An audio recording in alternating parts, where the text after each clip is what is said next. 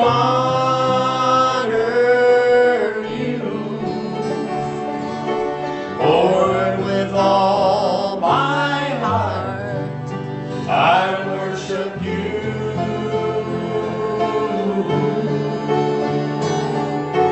All I have within me, I give you praise. All that I adore is in you.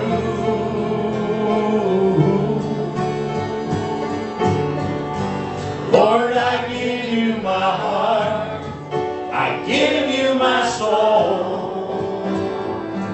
I live for you alone. Every breath that I take, every moment I'm awake, Lord, have your way in me.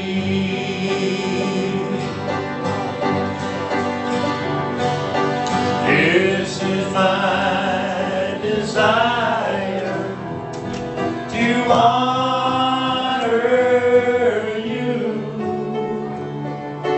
Lord, with all my heart. I worship you.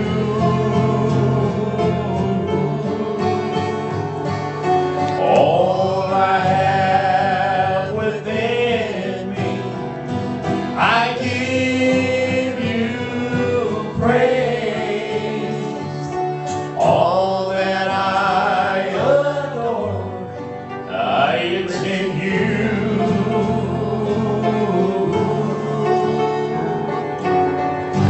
Lord, I give you my heart, I give you my soul. I live for you alone. Every breath that I take, every moment I'm awake, Lord, have your way in me. Lord, I give you my heart, I give you my soul. I live for you alone. Every breath that I take, every moment I'm awake, Lord, have your way in me. Every breath that I take, every moment I'm awake, Lord, have your way. Every breath that I take, let's say that again.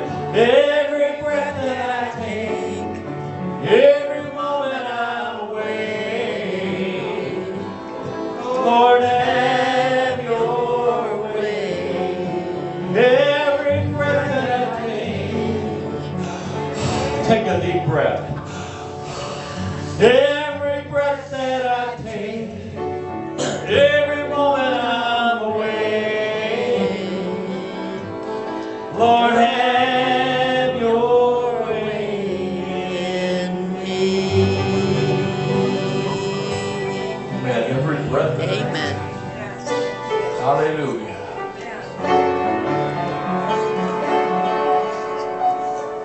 Amen. They say that when the high priest would go into the holies of holies to make the sacrifice on the Day of Atonement, that he could hear what sounded like a breathing. I can't remember exactly the Hebrew word. It starts, it's like rahush or something like that. But it speaks of the breath of God. And think about when Adam was laying there. He had formed him out of clay, Sister Montaigne. But if you would have looked, you would have seen a lifeless body. I guess that would have been his pre-funeral. It was a lifeless body there until he breathed the breath of God in him. Amen. Every one of us today, we're living because God breathed in us. Amen. Amen. He breathed the life, the breath of life in us. Yes. Amen.